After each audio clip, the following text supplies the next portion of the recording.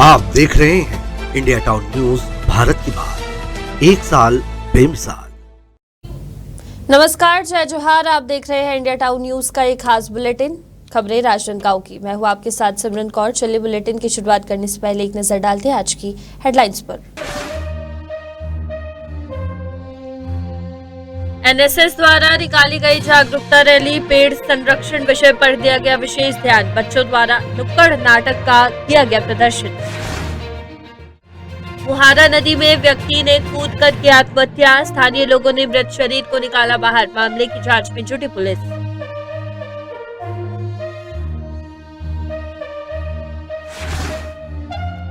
त्रिवेणी परिसर का तालाब ढका जल कुंभियों से, तालाब की हवा हुई बदबूदार। परिसर में रखरखाव और सफाई की है जरूरत।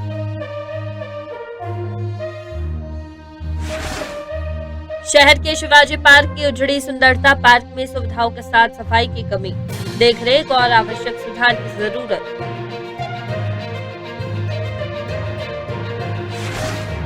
नगर निगम में प्रशिक्षण शिविर का किया गया आयोजन, संबंधित कर्मचारियों को दी गई जानकारी।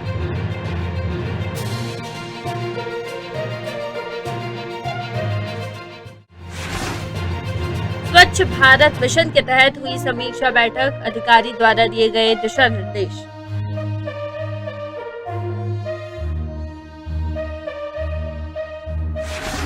कवर्धा में सरसों तेल से लदे ट्रक में लगी भीषण आग, रायपुर से जबलपुर जा रही थी ट्रक, चालक और परिचालक ने कूदकर बचाई अपनी जान। राज्य स्थापना दिवस के आयोजन पर उठाए गए सवाल, भाजपा की कार्यशैली पर गंभीर आरोप, कलाकारों और छात्राओं के साथ भेदभाव का आरोप।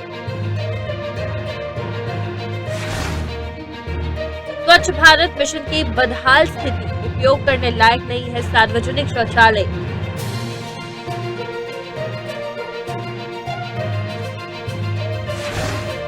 खैरागढ़ में सीमेंट व्यापारी के मुनीम से हुए लूट की सुलझी गुत्थी, एक नाबालिग सहित 5 आरोपी किए गए गिरफ्तार।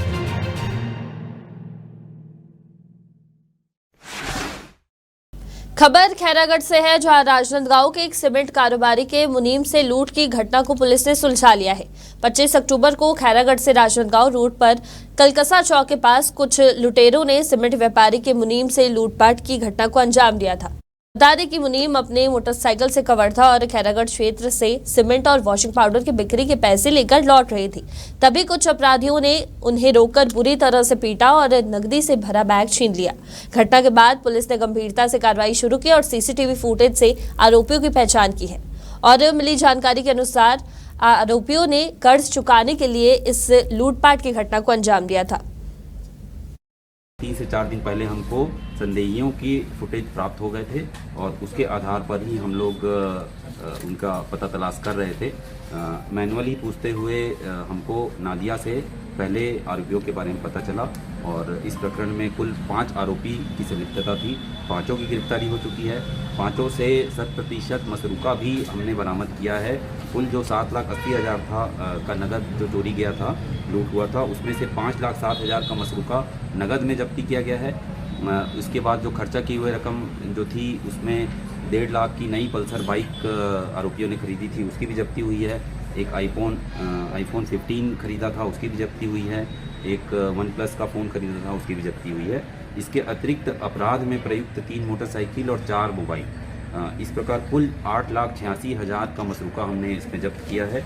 और 5 आरोपी जिसमें मिथिलेश वर्मा और ईश्वर साहू, ये दोनों नादिया थाना गंडई के निवासी है और इस प्रकरण के मास्टरमाइंड यही लोग हैं। और इसके अतिरिक्त भूपेंद्र वर्मा और सुनील वर्मा दोनों बहेरा भाटा ग्राम थाना घुमका के निवासी हैं। और 5वां नाबालिग बच्चा है जो स्कूल में पढ़ रहा है। अभी 5 लोगों की गिरफ्तारी की गई है। एक तरफ स्वच्छ भारत मिशन के तहत शहर को खुले में शौच मुक्त करने के लिए प्रशासन द्वारा समय समय पर अभियान चलाए जाते हैं, तो वहीं दूसरी तरफ शहर के विभिन्न जगहों पर बने सार्वजनिक शौचालय देखरेख के अभाव में बदहाल स्थिति में है। खैरागढ़ नगर में बनाए गए सार्वजनिक शौचालयों की स्थिति खराब होती जा रही है। इन शौचालयों की देखभाल की कोई ठोस व्यवस्था नहीं होने के कारण ये उपयोग करने के लायक भी नहीं है। शहर में बने सार्वजनिक शौचालयों की देखभाल की जिम्मेदारी नगर परिषद की है, लेकिन वर्तमान में शौचालय बदहाल हो गए हैं। कई शौचालयों के दरवाजे टूटे हैं तो कई शौचालयों में टोटी नहीं है। किसी में पानी की व्यवस्था नहीं है तो किसी की टॉयलेट शीट और टाइल्स टूटी पड़ी है। इन शौचालयों का नियमित सफाई न होने के कारण यहाँ दुर्गंध फैल गई है और गंदगी इतनी ज्यादा हो गई है कि लोग इन शौचालयों से दूर भागते हैं।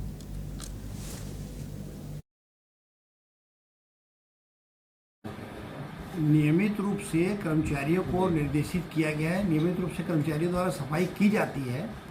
सफाई के पश्चात क्या होता है, चूँकि आम जनता के द्वारा उसका उपयोग दिन भर किया जाता है, इस कारण से हो सकता है कहीं पर ऐसा सफाई का आपको प्रॉब्लम दिखा होगा, मगर इसके बावजूद नियमित रूप से हमारे सफाई कर्मचारियों द्वारा सफाई की जाती है और आगे भी नियमित रूप से सफाई करने के लिए निर्देशित कर दिया जाएगा। देखने से पता चल रहा है कई दिनों से सफाई नहीं हुई है, इस तरह देखने से लग रहा है। चलिए हम उसको और निर्देशित कर देंगे कि भाई इसको नियमित रूप से जारी रखें। राज्य स्थापना दिवस के 24वें वर्षगांठ पर आयोजित जिला स्तरीय कार्यक्रम में संगीत विश्वविद्यालय के शिक्षक संघ और कांग्रेस नेता मनराखन देवांगन ने जिला प्रशासन की कार्यशैली पर गंभीर सवाल उठाए हैं। मनराखन देवांगन ने आरोप लगाया है कि कार्यक्रम के दौरान कलाकारों को उचित समय नहीं मिला और प्रस्तुति के बीच में ही मंच खाली करवा दिया गया था, जिससे संगीत विश्वविद्यालय के प्रतिष्ठित कलाकारों का अपमान हुआ है। उन्होंने कहा कि जिला प्रशासन की संवेदनहीनता के कारण आयोजन असफल रहा। वहीं देवांगन ने राज्योत्सव को खानापूर्ति का आयोजन करार देते हुए कहा है कि प्रशासन ने न तो समय पर आमंत्रण भेजे और न ही कार्यक्रम की तैयारी सही ढंग से की है। देखिए, राज्योत्सव जो छत्तीसगढ़ राज्य का 24वां राज्योत्सव है और खैरागढ़ जिले में टोटल ये फिसड्डी साबित हुआ है। कैसे साबित हुआ है कि देखिए, वहाँ जो इंदिरा कला संगीत विश्वविद्यालय एशिया का पहला विश्वविद्यालय है, वहाँ के कलाकारों को अपमान किया गया। लगातार वहाँ पर बीच बीच में कलाकारों के कार्यक्रम को बंद करके हटाया जा रहा था और नेताओं को मौका दिया जा रहा था। ये टोटल भारतीय जनता पार्टी का कार्यक्रम रहा है। जो देखेंगे आप मौके पर देखेंगे, वहाँ पर मैदान में पोस्टर और बैनर टंगा हुआ था। ये राज्योत्सव कार्यक्रम नहीं था, भारतीय जनता पार्टी प्रचार का कार्यक्रम था। और देखेंगे लगातार वहाँ लोगों का लगातार अपमान होता रहा, कार्यकर्ताओं का अपमान होता रहा, जनप्रतिनिधियों का अपमान होता रहा। राष्ट्रीय राजमार्ग 30 पर रायपुर जबलपुर मार्ग पर जोड़ताल गांव के पास एक बड़ी घटना हो गई है, जब सरसों तेल से लदा एक ट्रक अचानक भीषण आग की चपेट में आ गया। यह घटना उस समय हुई जब ट्रक रायपुर से जबलपुर की ओर जा रहा था।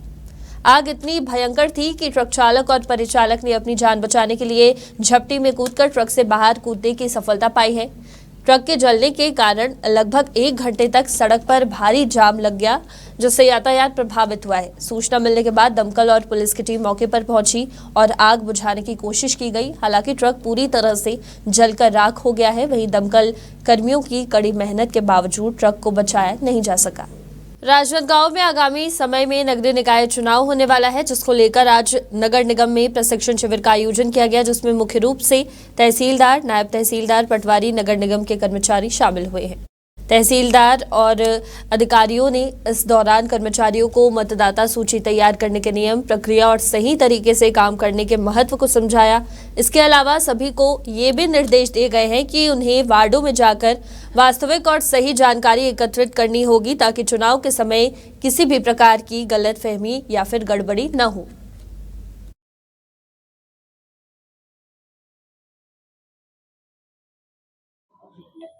नगर निगम का चुनाव जो है होना है और किसी भी चुनाव के लिए उसका जो मतदाता सूची होता है, मतदाता सूची उसका रीढ़ होता है। तो मतदाता सूची जो है शुद्ध बनना चाहिए, सही बनना चाहिए। इसके लिए आज हमने सभी जो बीएलओ हैं, वार्ड के जो प्राधिकृत कर्मचारी हैं, उनका हमने प्रशिक्षण दिया है और ये जो है सभी वार्डों में जाएंगे। उनके चौहद्दी के हिसाब से उसके भीतर जो मतदाता हैं, उन मतदाताओं का नाम उस वार्ड वार तैयार करेंगे और ये सही होना चाहिए। इसके लिए इन्हें प्रशिक्षण दिया जा रहा है। और इसी के साथ फिलहाल वक्त हो चुका है एक छोटे से ब्रेक का। देखते रहिए इंडिया टाउन न्यूज। अब खबर आपकी उंगलियों पर, खबरों से परे, हर खबर पर हमारा नजरिया।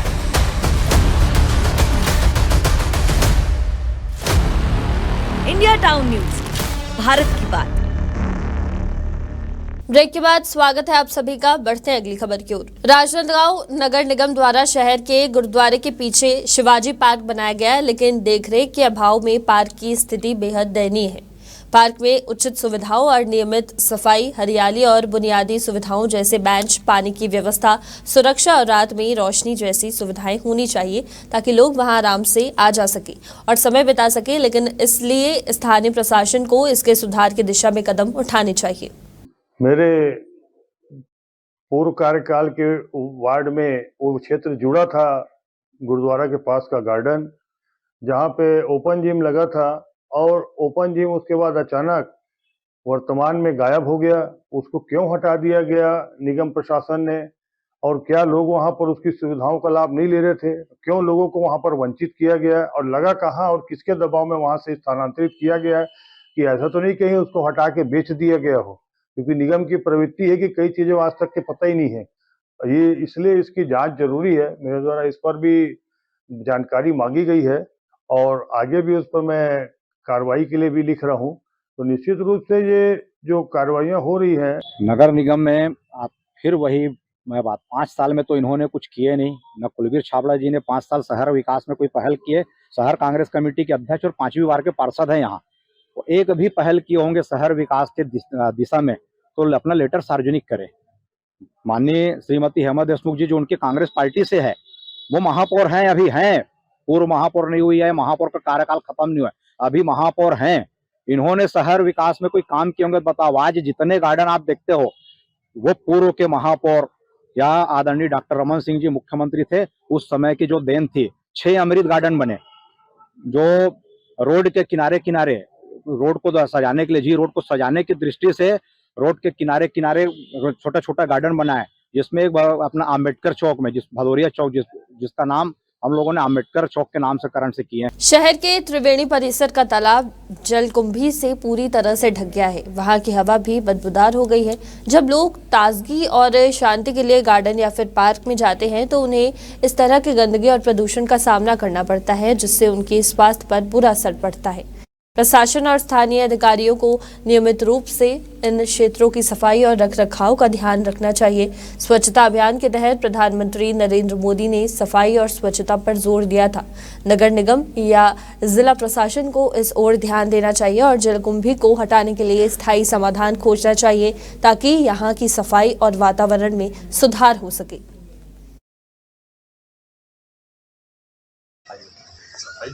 कुल मिला के कुछ किया नहीं जा रहा है, जबकि ऐतिहासिक शहर है, राजा राजवाड़ों का रहता है ना, कि इसमें सफाई अति आवश्यक है। सुबह ठंडी हवा, शाम को दोपहर, हम आने के बाद भी सुबह चाहता है, लेकिन गंदगी तुम्हारे पूरा पता हो।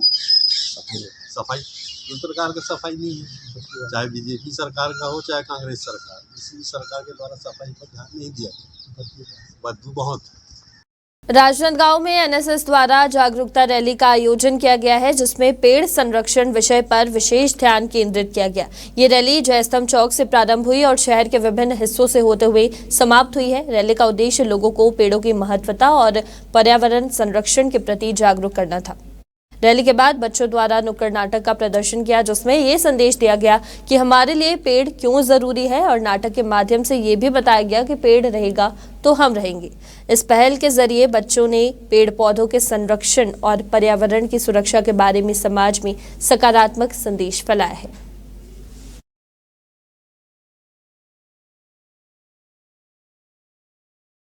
पूरे देश में पर्यावरण की समस्या गंभीर समस्या बनते जा रही है। आप और हम सभी इस समस्या को देख रहे हैं। थोड़े वर्ष के पहले की बात अगर हम करते हैं तो कोरोना काल में ऑक्सीजन की मारामारी जो थी, लोगों को सिलेंडर का उपयोग करना पड़ रहा था, और उसी सिलेंडर का उपयोग आने वाले समय में या भविष्य में ना करना पड़े, इसलिए कॉन्फ्रेंस कॉलेज की ये एनएसएस की जो टोली है वो ऑक्सीजन की मात्रा को बढ़ाने के लिए पर्यावरण संरक्षण की बात कर रही है। और पर्यावरण संरक्षण केवल हमारे लिए नहीं है, तो पर्यावरण संरक्षण जन जन के लिए है। इसीलिए जनता के बीच में आकर के नुक्कड़ के माध्यम से आज पर्यावरण संरक्षण का संदेश देने का प्रयास किया गया है। सर, हम लोग पर्यावरण संरक्षण के लिए जो नाटक प्रस्तुत कर रहे हैं, नुक्कड़ नाटक हमने किया हुआ है, और ये एक छोटा सा संदेश है ताकि हम पर्यावरण को संरक्षित कर सकें। और मुख्य उद्देश्य ये है कि आजकल जो पॉलिटिक्स में चलते हैं, अदर जो वाद विवाद होते रहते हैं, सिर्फ बोलने के लिए है। अगर सरकार हर घर में पेड़ का एक आदेश निकाल दी तो कहीं ना कहीं घर बनाने के साथ साथ लोगों की इच्छा पूर्ति के साथ साथ संरक्षण भी होगा। तो कहीं ना कहीं ऐसी योजनाओं में भी ध्यान देना चाहिए। हम तो अभी यूथ है और मेरे ख्याल से सभी को ऐसा होना चाहिए, तो उसको बढ़ावा देना चाहिए। राजनांदगांव शहर के समीप मुहारा नदी में एक व्यक्ति द्वारा आत्महत्या की खबर सामने आई है। जानकारी के अनुसार व्यक्ति कैलाश नगर का निवासी था। स्थानीय लोगों ने मृत शरीर को बाहर निकाला, जिसके बाद पुलिस को सूचित किया गया है। आत्महत्या का कारण अभी सामने नहीं आया है। फिलहाल पुलिस मामले की जांच कर रही है। वहीं घटनास्थल से मृतक के कपड़े और मोबाइल बरामद किए गए हैं, जिसके बाद मृतक के परिजनों को घटना की जानकारी दी गई। अरे मैं जैसे आ रहा था तो वहाँ किसी के माध्यम से पता चला कि यहाँ पे नदी में कोई बहुत डूब चुका है। तुरंत आया, कपड़ा उतारा, उसके बाद उनको ढूंढा, नहीं मिला। उसके बाद उनके कपड़े में देखा मोबाइल मिला। मोबाइल से उनके घर वाले को फोन किया, घर वाले को बुलाया। उसके बाद फिर ढूंढा तो उस बॉडी को निकाल करके दिया हूँ। तो उनके घर वाले का निकला कैलाश नगर का। मोबाइल कहाँ मिला था आपको? उनके कपड़े के ऊपर था। यही पड़ा था? यही पड़ा था। और वो कहाँ कूदे थे? यही घाट में कूदे थे।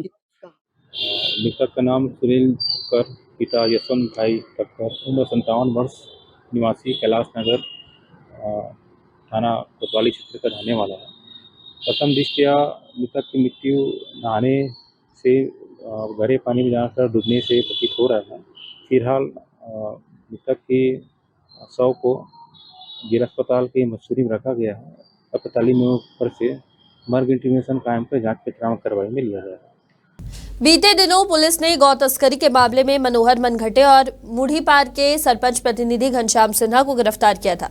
उसके अगले ही दिन सिन्हा समाज के सरपंच के समर्थन में आए और प्रेस वार्ता लेकर सरपंच प्रतिनिधि पर लगे गौ तस्करी के आरोप को बेबुनियादी बताया था। और अब ग्राम मुढ़ीपार के सैकड़ों ग्रामीण भी सरपंच प्रतिनिधि घनश्याम सिन्हा के समर्थन में सामने आ गए हैं। ग्राम पंचायत मुढ़ीपार में ग्राम सभा का आयोजन किया गया, जिसमें सैकड़ों की संख्या में ग्रामीण उपस्थित थे, जहां पर सभी ग्रामीणों ने पुलिस द्वारा गौ तस्करी के मामले में सरपंच प्रतिनिधि घनश्याम सिन्हा को आरोपी बनाए जाने का विरोध किया और सरपंच प्रतिनिधि पर लगे झूठे आरोप को खारिज करने की मांग करते हुए आने वाले समय में उग्र आंदोलन की भी चेतावनी दी है। हम किसान मतलब अपने फसल को लेकर चिंतित है।